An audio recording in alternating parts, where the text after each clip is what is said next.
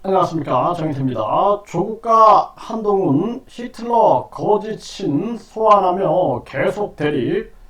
KBS, SBS도 보도. 네, 지금 KBS, SBS뿐만 아니라 많은 언론이 이 문제에 대해서 거론하고 있습니다. 이 KBS 뉴스에서도 한동훈 위원장이 이 교주 거짓신, 우주만물 창조신이다, 박정희 비선 뿐만 아니라 이병철 양자였다라고 얘기를 하는 이자죠. 지금 유튜브가 이자 이름만 이렇게 보여줘도 채널 삭제에 나서고 있습니다. 이자가 이제 신고하게 되면은 그걸 받아들이는 거죠. 기가 막힌 일이 아닐 수가 없어요. 이거는 뭐 성명권이라 그러는데 있을 수 없는 일입니다. 이거 철저하게 조사를 해야 되고, 이 손바닥으로 하늘을 가린다 해도 이게 가려지겠습니까? 이게 뭐 한동훈, 조국, 뭐 이거 KBS 뉴스에서 만약에 한동훈, 조국 이름 썼다고 성명권이다 그러면은 이게 대한민국에서 공적인 일 하면 안 되는 사람이죠. 왜냐면 공적인 일에 나서려면은 검증이 필요하기 때문에 얼굴이나 사진들을 공개하는 거죠. 그럼에도 불구하고 지금 이 거짓신은 자기 사진이라든지 또 이름을 이자를 비판하는 사람들이 거론하게 되면 성명권이다, 뭐 초상권이다 해서 유튜브에 신고를 하고 있는 그러한 정황입니다. 기가 막힙니다. 이 KBS 뉴스에서도 여기 보게 되면은 한동훈 위원장이 이 거짓신, 이 본인이 신이라고 그러는데 거짓신이다. 저는 그렇게 보고 있고요. 이 거짓신, 이자 이름 땡땡땡도 아니고 개인 이름으로 당을 만드는데 농담 같은 것 아니었나? 히틀러가 처음 등장할 때도 농담 같았다고 다들 웃었다, 이렇게 발언을 했습니다. 계속 대립을 하고 있는 거죠. 이 문제를 이 SBS에서도 이 문제를 또 이렇게 보도를 했어요. 그래서 이 이자의 이름을 계속 언급을 하는 거죠. 그래서 이 땡땡땡도 아니고 개인 이름으로 당을 만드는데 농담 같은 것 아니었나, 이러면서 히틀러가 처음 등장할 때도 농담 같았다고 다들 웃었다, 뭐 이러면서 계속 이 거짓 신인 이 이름을 거론하고 있습니다. 그래서 지금 이 교주 문제가 부정적인 차원에서 이슈가 되고 있는 거예요. 그래서 125만 명이 땅값 계좌, 내밀자, 카메라 거 이것을 시청을 한 겁니다. 그 정도 되면은 뭐 한동훈 위원장뿐만 아니라 조국 대표, 뭐 대통령, 뭐 심지어는 김건희 여사까지 다 봤겠죠. 그래서 부정적인 지금 이슈의 중심에 이 교주가 있는 거죠. 그래서 이것을 계속 소환해서 부정적으로 공격하는데 지금 사용하고 방어하는데 사용하고 있는 것이죠. 이런 모습으로 비춰지고 있는 것입니다. 선거 내내 계속해서 이자는 소환이 되고 있어요.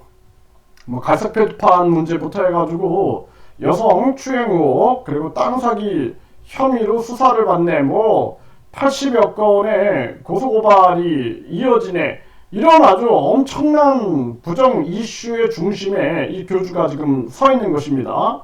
그래서 이 문제에 대해서 지금 가장 정치권에서 뜨겁게 대립하고 있는 한동훈 위원장과 조국 대표가 대립하고 있는 거죠. 대립하면서 이자를 소환하고 있는, 그리고 히틀러까지 소환하고 있는 이러한 모습이 나타나고 있습니다.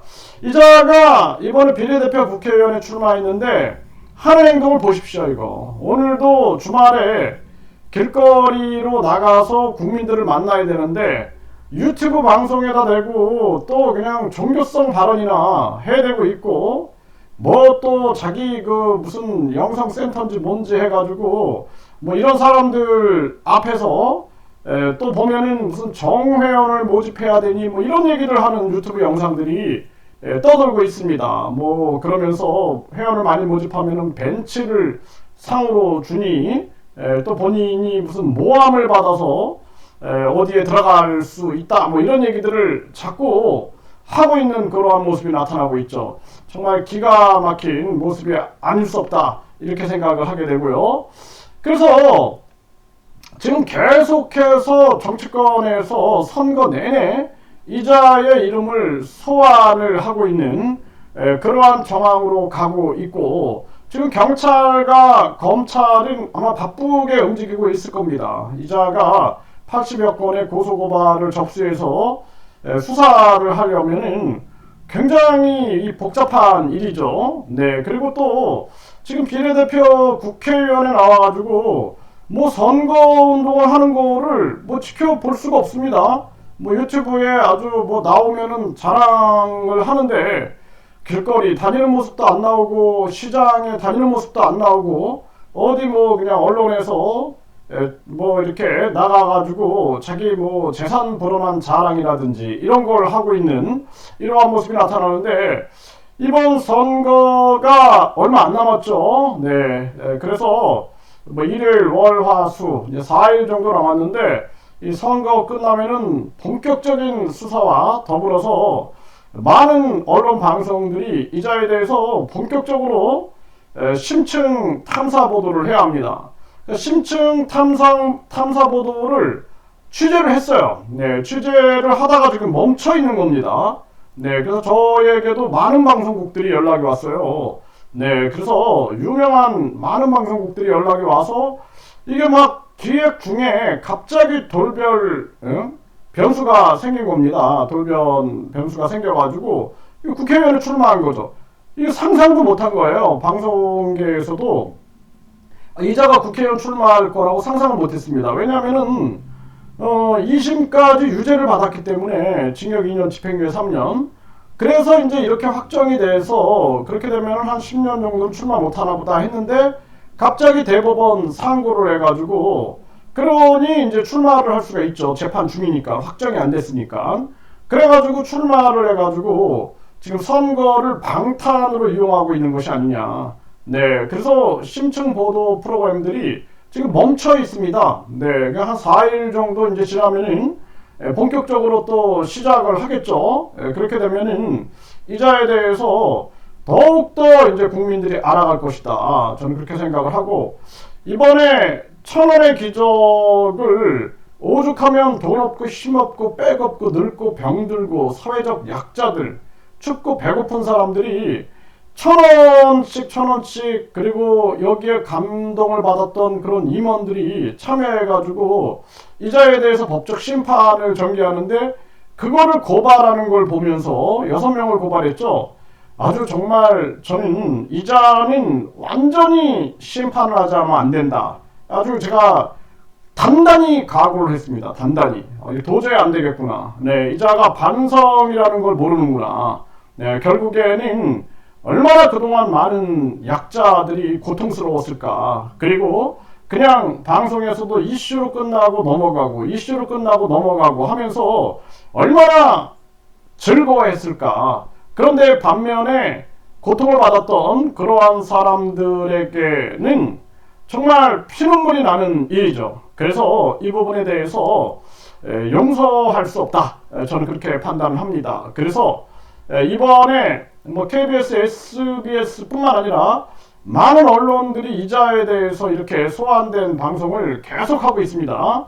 네, 그리고 뿐만 아니라 여성 성추행 의혹, 땅 사기 혐의 의혹, 그 문제 방영이 되고 나서 지금 이 한동훈 조국의 이자를 소환해서 대립하는 것까지 해가지고 기사가 거의 300개 이상이 나왔어요. 300개. 이거는 이 정도 되면은 거의 뭐 한계 상황에 차 있다, 그렇게밖에 볼 수가 없는 거죠. 이제 이자에 대한 심판은 한계 상황에 와 있다, 저는 그렇게 보고 있습니다.